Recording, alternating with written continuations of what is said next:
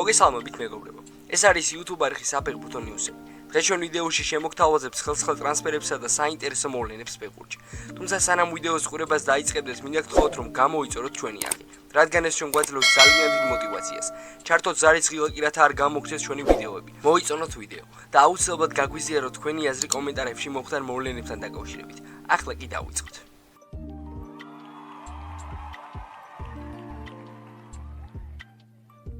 2026 წლის მსოფლიო ჩემპიონატის მერვედფინალში ესპანეთის ნაკრებმა მაიკლ მერინოს გამარჯვების გოლით პორტუგალია დაამარცხა და მეოთხედ ფინალში გავიდა. მატჩის შემდეგ მედიასთან 41 წლის კრისტიანო რონალდუმ ისაუბრა. დღესაც სუფთა სინდისით მივდივარ. ჩემი მაქსიმუმი გავაკეთე. პორტუგალიის ნაკრებთან ერთად 3 ტიტული მოვიგე. კრისტიანო რონალდუმ და პორტუგალიას არც ერთი ჯილდო არ ჰქონდა მოპოვებული. მაყოფილი ვარ. ყველაზე დიდი ტიტული, რომელიც ეროვნულმა ნაკრებმა მოიგო, 2016 წლის ევროპის ჩემპიონატია, რომელსაც ჩემთვის გულწრფელად რომ ვთქვათ, ზუსტად იგივე მნიშვნელობა აქვს, რაც მსოფლიო ჩემპიონატს. ვიმეორებ სუფთა სინდისით მივდივარ. ჩემი მაქსიმუმი გავაკეთე. ხვალ ახალი დღე იქნება და ცხოვრება გრძელდება. გადაწყვეტილებებს ხელგულზე არ ვიღებ და არც ის მსურს, რომ მსოფლიო ჩემპიონატზე გაკეთებული საქმის ნაცვლად ყურადღება ჩემს პირად გადაწყვეტილებაზე გადავიტანო. რას ეთყოდით იმ ბიჭს, რომლის დებიუტიც 2006 წელს შედგა.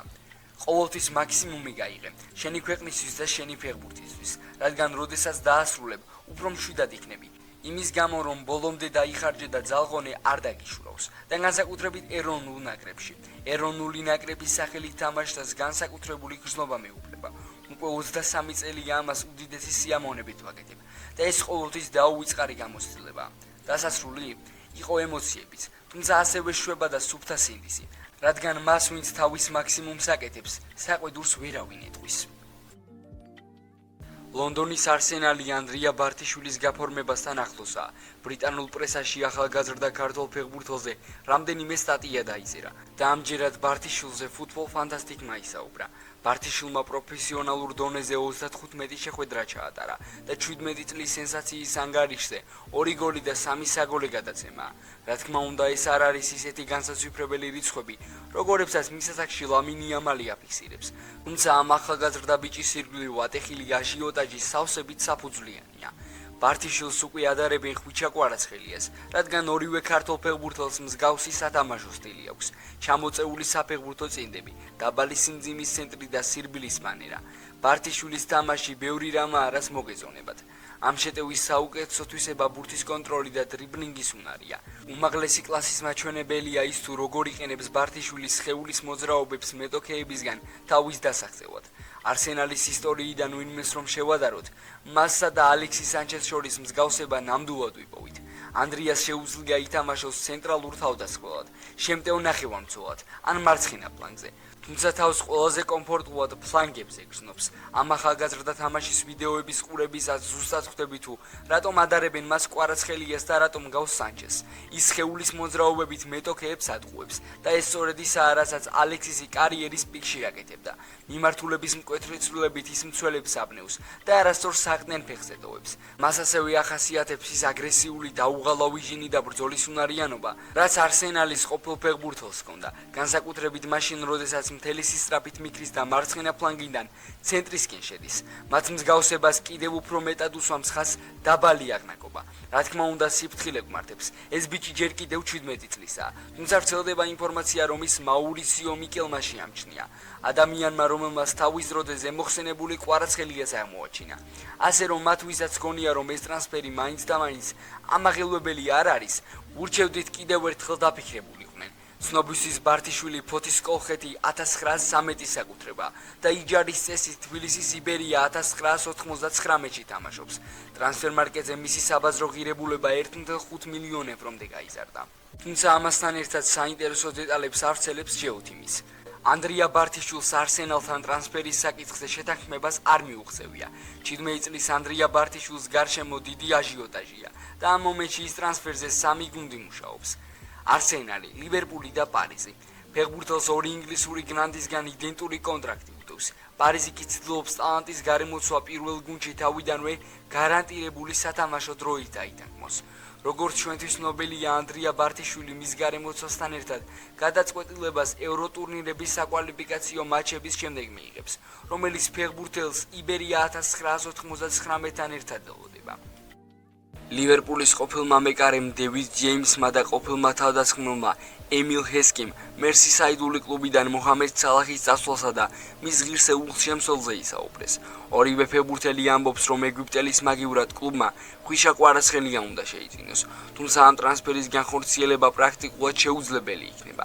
ვინ უნდა შეცვალოს სალაჰი? პირადად მე კვარაცხელიას ავირჩევდი, ვიცი რომ ზუსტად იმავე პოზიციაზე არ თამაშობს, მაგრამ რამდენიმე პოზიციის მორგება შეუძლია. ეს ბიჭი ოქროს ბურთის ნომინანტებს შორისაა და მისი ტრანსფერი საკმაოდ სოლიდური თანხა დაჯდება. არ გორია რომ ეს მოხდეს, ცოტა არ იყოს ოცნებასაც გავს არა?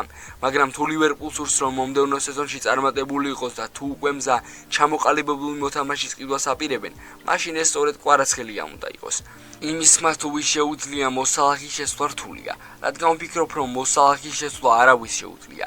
ერთადერთი ვისი გადმობირებაც ალბათ შეგვიძლია ვცადოთ PSG-დან კვარაცხელია, მაგრამ ის ხელმისაწვდომი არ იქნება.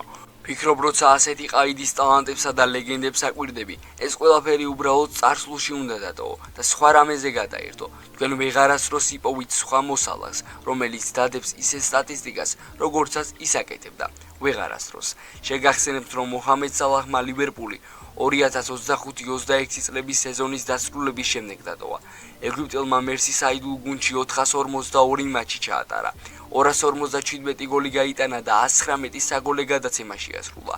ასევე სალაჰმა 9 ტიტული მოიგო, მათ შორის ორჯერ პრემიერ ლიგა და ერთხელ ჩემპიონთა ლიგა. ავტორიტეტული თურქული გამოცემა მილაიეთი სენტეტიენისა და საქართველოს ნაკრების შემდევზე ზურიკო დავითაშვილს წერს. გამოცემის ინფორმაციით, ქართველი გარემარბის დამატებით თურქული ფეხბურთის ერთ-ერთი გრანდი ბეშიქტაშია დაინტერესებული. თუმცა მარცხენა გარემარბის პოზიციაზე სტამბოლური გუნდის პრიორიტეტად ლეანდრო ტროსარი რჩება. მას შემდეგ, რაც ბეშიქტაში ელბილალ ტურერი და ჟოტა სილვამ დატოვეს, გუნდი მარცხენა გარემარბის გარეშე დარჩა. შავი არწივების მთავარი მწვრთნელი ვინჩენცო იტალიანო ფრანგულ შემტევებს დიდ მნიშვნელობას ანიჭებს და ითხოვს, რომ ეს პოზიცია ისეთ ფეხბურთელით გაძლიერდეს, რომელიც გოლებითა და საგოლე გადაცემებით იწვლის შეიტანს გუნდის წარმატებაში. ბეშიქტაში ტროსარის ტრანსფერზე მუშაობას აგრძელებს, თუმცა ალტერნატივის სახით კი ზურიკო დავითაშვილის კანდიდატურა ყავს შერჩეული. ქართველი ფეხბურთელი შავი არწივის რადარზე გასულ სეზონშიც იყო და თუ სტამბოლური კლუბი არსენალს ვერ შეუთანხმდება, 25 წლის ქართველს შეძენას შეეცდება. შეგახსენებთ, რომ სენტეტიენმა ლიგა 1-ში დაბრუნება ვერ შეძლო და გაისადაც რანგით მეორე დივიზიონში ასპარეზებს. ზურიკო დავითაშვილი ლიგა 2-ის საუკეთესო ფეხბურთელი გახდა და დიდი ალბათობით ზაფხულში მწვანეებს დატოვებს. ვიგოს სელტა გიორგი ქოჩორაშვილის ტრანსფერზე მუშაობას აგრძელებს. ამის შესახებ გალისური გამოცემა ნუას დიაროზერს.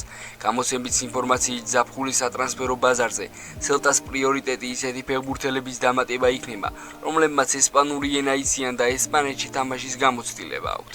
ამ მხრივ შერჩეულია ორი კანდიდატურა, თუმცა მათი დამატება მარტივი არ იქნება, ვინაიდან ორივე ფეხბურთელს სხვა მსურველებიც ყავს.